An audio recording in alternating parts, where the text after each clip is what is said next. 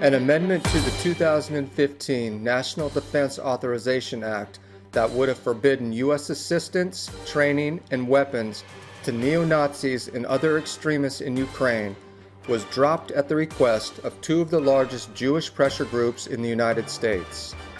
Introduced by Democratic Representative John Conyers, the amendment would have explicitly barred those to have offered praise or glorification of Nazism or its collaborators, including through the use of white supremacist, neo-Nazi, or other similar symbols, from receiving any form of support from the U.S. Department of Defense.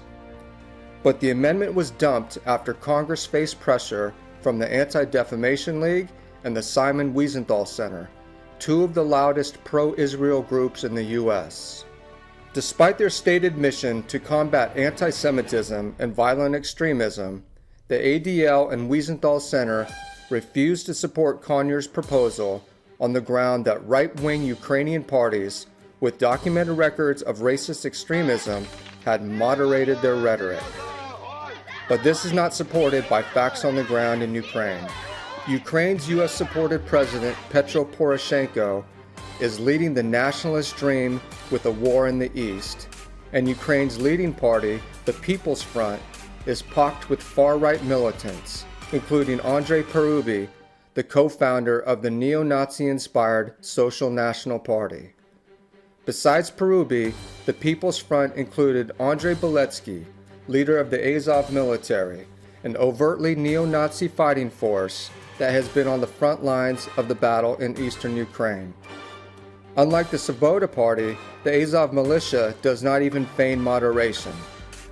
The historic mission of our nation in this critical moment is to lead the white races of the world in a final crusade for their survival, Beletsky recently wrote. A crusade against the Semite-led Untermenschen, an infamous phrase used in Nazi Germany to describe Jews, Gypsies, and communists. Azov fighters are united by their nostalgia for Nazi Germany and embrace of open fascism. Sporting swastika tattoos, the battalion flies a neo-Nazi symbol resembling a swastika as its flag, according to Andrew Kramer of the New York Times. Azov is precisely the sort of neo-Nazi organization that Conyers' NDAA amendment would have deprived of U.S. assistance. But when the congressman sought support from the ADL and the Wiesenthal Center in moving forward, he was rebuked. The amendment died a quiet death, and Azov's American supply line remained intact.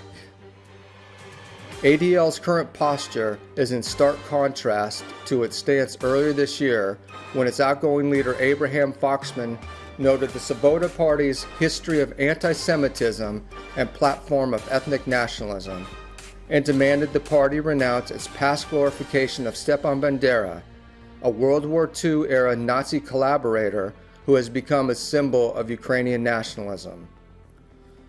So one minute the ADL is rightfully admonishing Ukrainian neo-Nazi groups, and the next minute it's clamoring to give them heavy weaponry?